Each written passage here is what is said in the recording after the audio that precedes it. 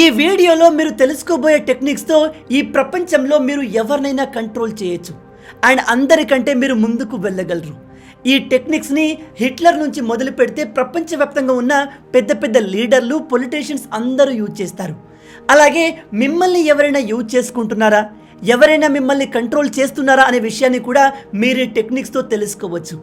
వీడియోలోకి వెళ్ళే ముందు మీ అందరికీ ఒక చిన్న డిస్క్లైమర్. ఈ టెక్నిక్స్ని మీరు కేవలం మంచి కోసమే ఉపయోగించండి. మిమ్మల్ని మీరు ఇతరుల నుంచి కాపాడుకోవడానికి యూజ్ చేయండి. అంతేకాని దయచేసి ఎవరికి చెడు చేసేందుకు వీటిని ఉపయోగించకండి. ఎందుకంటే ఇవి చాలా డేంజరస్ అండ్ ఖచ్చితంగా వర్క్ అవుతాయి. సైకాలజీలో డార్క్ సైకాలజీ కూడా ఒక భాగమే.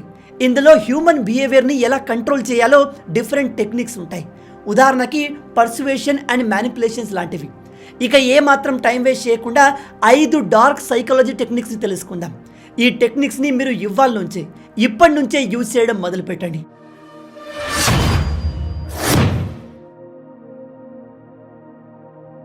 Technique number 1, fear mongering. ప్రజల్ని భయపెట్టి వాళ్ళ ఎమోషన్స్ని మ్యానిపులేట్ చేసి వాళ్ళతో మనకు కావలసిన పని చేయించుకోవచ్చు. ఈ టెక్నిక్ ద్వారా మీరు ఇతరులతో మీకు నచ్చిన ఏ పనైనా చేయించుకోవచ్చు. కానీ దానికోసం ముందుగా మీరు వాళ్ళను భయపెట్టాలి. హిట్లర్ ఎక్కువగా ఈ టెక్నిక్ని ఉపయోగించేవాడు. ఇతను ఆ కాలంలోని మీడియాను, ప్రాపగండాను ఉపయోగించి జూయిష్ ప్రజలు దేశద్రోహులని అందరితో నమ్మించాడు. దాంతో నాజీలంతా ఒకటైపోయారు. అండ్ వీళ్లతో హిట్లర్ ఎన్నో యుద్ధాలు చేయించి అనేక దేశాలను ఆక్యుపై చేసుకున్నాడు. ఇక్కడ ఈ హిట్లర్ తను అనుకున్నవన్నీ నాజీలతో చేయించాడు. దానికోసం ముందుగా అతను వాళ్ళలో భయాన్ని కలిగించాడు. ఆ భయంతోనే వీళ్ళు ఇతను చెప్పినట్టుగా చేయడం మొదలుపెట్టారు. ఈవెన్ ఈ కాలంలో కూడా ఈ ఫియర్ మాంగరింగ్ టెక్నిక్ని చాలా రాజకీయ పార్టీలు ఉపయోగిస్తున్నాయి. ఎలా అంటే ఒక మతం ప్రజల్ని ఇంకో మతం ప్రజలపైన రెచ్చగొట్టి వాళ్ళ మధ్య గొడవలు పెట్టి ఈ రాజకీయ నాయకులు తమకు కావాల్సింది మనతోనే చేయించుకుంటున్నారు. కాబట్టి ఇకపై నుంచి ఎవరైనా ఒక పొలిటికల్ లీడర్ లేదా రిలీజియస్ లీడర్ వేరే మతం గురించి చెడుగా మాట్లాడుతున్నాడు అంటే గుడ్డిగా నమ్మేకండి. అందులో నిజమెంతుందో మీరే స్వయంగా తెలుసుకునే ప్రయత్నం చేయండి. Technique number 2, love bombing. ఇది ఒక రకంగా ట్రాప్ లాంటిది. ఇందులో మీరు మీ పార్ట్నర్ని లవ్ అనే ట్రాప్లో పడేయాలి. దీనికోసం ముందుగా మీరు మీ అపోజిట్ పర్సన్ని అమితంగా ప్రేమించండి. వాళ్ళకు ఎక్కువగా అటెన్షన్ ఇవ్వండి. వాళ్ళని పొగుడుతూ ఉండండి. ఎప్పుడూ కాంప్లిమెంట్ ఇస్తూ ఉండండి. వీలైతే సర్ప్రైజ్ పార్టీలు, గిఫ్ట్లు, ఇలా వాళ్ళు కంఫర్ట్ ఫీల్ అయ్యే, హ్యాపీ ఫీల్ అయ్యే ప్రతి పనిని చేయండి. వన్స్ వాళ్ళు మీ ప్రేమలో కంప్లీట్గా మునిగిపోయాక, ట్రాప్ అయిపోయాక ఒక్కసారిగా అవన్నీ ఆపేయండి. అపోజిట్ పర్సన్ మీరు వాళ్ళకు ఇచ్చే అటెన్షన్, కాంప్లిమెంట్స్, సర్ప్రైజ్ గిఫ్ట్లకు అప్పటికే అడిక్ట్ అయిపోయి ఉంటారు. వాళ్ళలో ఇవన్నీ మళ్ళీ కావాలి అనే క్రేవింగ్ మొదలవుతుంది. దానికోసం వాళ్ళు ఏదైనా చేయడానికి రెడీ అయిపోతారు. ఇప్పుడు మీరు వాళ్ళ మైండ్తో ఆడుకోవచ్చు. వాళ్ళతో మీరు ఏ పనైనా చేయించవచ్చు. వాళ్ళు మళ్ళీ మీ ప్రేమను, మీ అటెన్షన్ని పొందేందుకు ఏదైనా చేసేందుకు రెడీ అయిపోతారు. బాధాకరం ఏమిటంటే ఇలాంటివి ఈ కాలంలో ఎక్కువగా జరుగుతున్నాయి.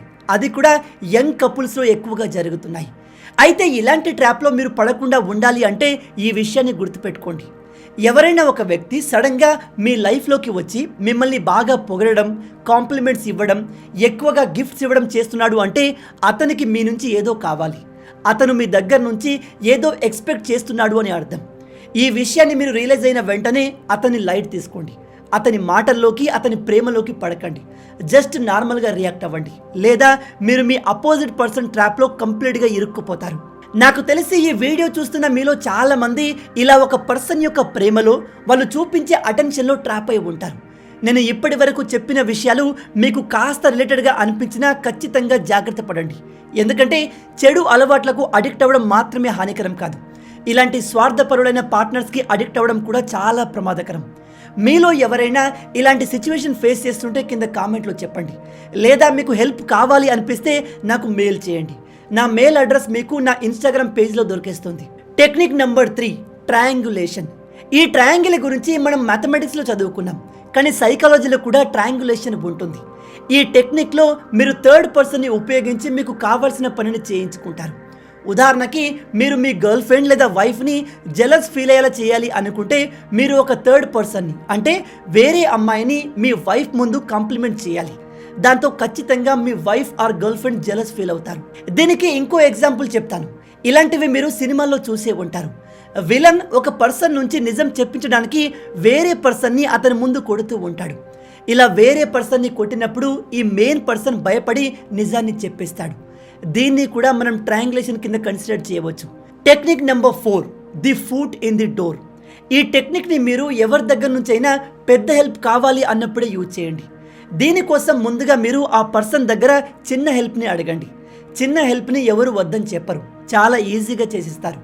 ఆ తర్వాత మీరు వాళ్లకు పెద్ద హెల్ప్ని అడగండి.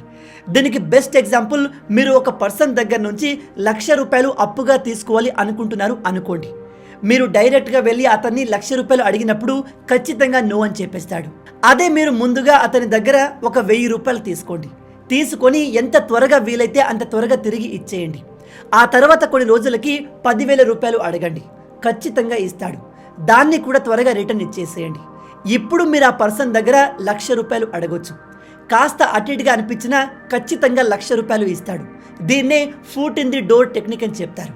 మళ్ళీ చెప్తున్నాను, ఇతరుల్ని ముంచేందుకు, మోసం చేసేందుకు ఈ టెక్నిక్ని ఉపయోగించకండి, మంచి కోసమే ఉపయోగించండి. Technique number 5, the scarcity principle. ఈ టెక్నిక్ మనం ఇంతకుముందు డిస్కస్ చేసిన ఫియర్ మాంగరింగ్ టెక్నిక్ లాగా ఉంటుంది. ఇందులో కూడా ఇతరుల్ని భయపెట్టి వాళ్ళ ఎమోషన్తో ఆడుకుంటారు. ఈ టెక్నిక్ని వాడాలి అంటే ముందుగా మీరు ఇతరుల్లో భయం కలిగించాలి. ఎలాంటి భయం అంటే మీరు ఇతరులతో వెనుకబడిపోతారు అనే భయం, అందరూ మిమ్మల్ని వదిలేసి వెళ్ళిపోతారు అనే భయం.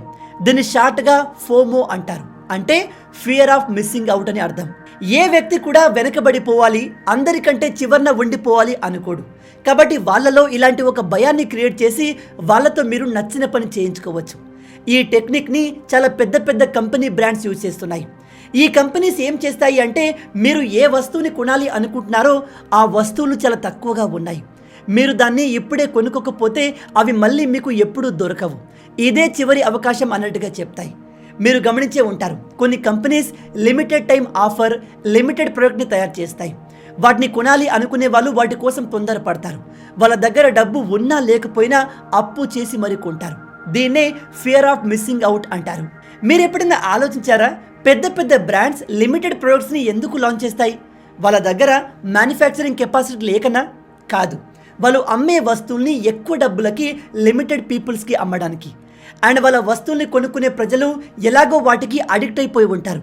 కాబట్టి ఈ పిచ్చోళ్ళు ఎలాగైనా మా వస్తువులు కొంటారు అనే కాన్ఫిడెన్స్తో ఈ బ్రాండ్స్ లిమిటెడ్ ప్రొడక్ట్స్ని లాంచ్ చేస్తాయి.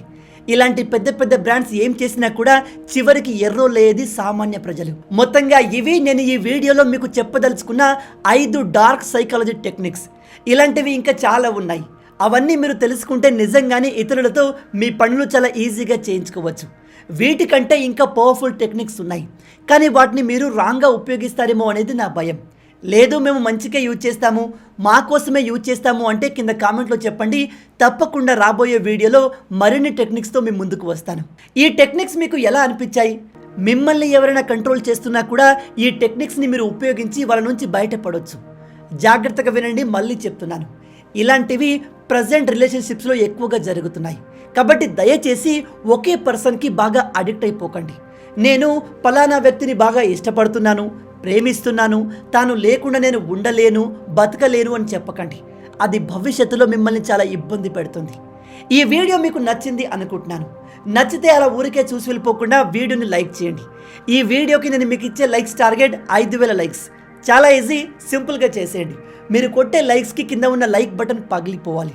అలాగే ఇలాంటి మరిన్ని ఇంట్రెస్టింగ్ వీడియోస్ కోసం మన ఛానల్ని సబ్స్క్రైబ్ చేసి మమ్మల్ని సపోర్ట్ చేయొచ్చు కదా.